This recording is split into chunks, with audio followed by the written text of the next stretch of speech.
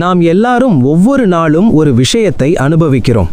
அது பணமோ காற்றோ அல்லது கடவுளோ கூட இல்லை, அது காலம், டைம்.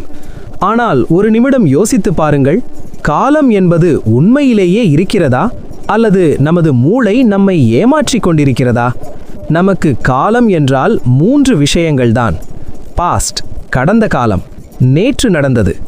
பிரசன்ட், நிகழ்காலம், இப்போது நடப்பது. ஃபியூச்சர், எதிர்காலம், நாளை நடக்கப் போவது. ஆனால் ஆச்சரியமான விஷயம் என்னவென்றால், இந்த 3மே நமது மூளைக்குள் மட்டும்தான் இருக்கின்றன. அறிவியலுக்கு காலம் என்பது ஒரு உண்மையான விஷயம். காலத்தை நம்மால் அளக்க முடியும். அதற்காகத்தான் நாம் நொடிகள், நிமிடங்கள் மற்றும் அணு கடிகாரங்களை பயன்படுத்துகிறோம். ஒரு அணு கடிகாரம் எவ்வளவு துல்லியமானது தெரியுமா?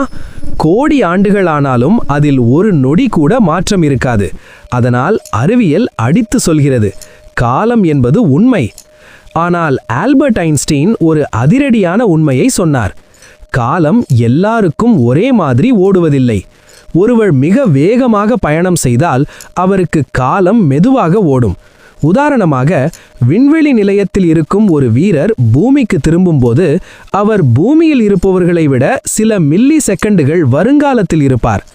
காலம் ஒரு ரப்பரை போல வளையக்கூடியது, இலாஸ்டிக். காலம் உண்மையான ஒன்றாக இருந்தால் அது எப்படி வளையும், எப்படி மெதுவாக ஓடும்?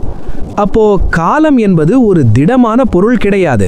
அது இந்த பிரபஞ்சம் இயங்குவதற்கான ஒரு விடி போல செயல்படுகிறது. உண்மையில் நமது மூளைதான் காலத்தை உருவாக்குகிறது. கடந்த காலம் என்பது நமது நினைவுகள், மெமரி.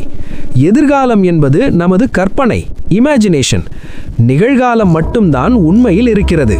ஆனால் அந்த நிகழ்காலமும் ஒரு கண்ணிமைக்கும் நேரத்தில் கடந்து விடுகிறது. அப்படியானால் நாம் அனுபவிக்கும் காலம் என்பது வெறும் மனதின் கற்பனைதானா?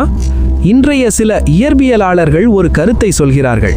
காலம் என்பது ஒரு அடிப்படை விசை அல்ல. இந்த உலகத்தில் மாற்றங்கள் நடக்கின்றன, நிகழ்வுகள் நடக்கின்றன. அந்த மாற்றங்களை அளவிட நாம் காலம் என்று ஒரு பெயரை வைத்திருக்கிறோம், அவ்வளவுதான்.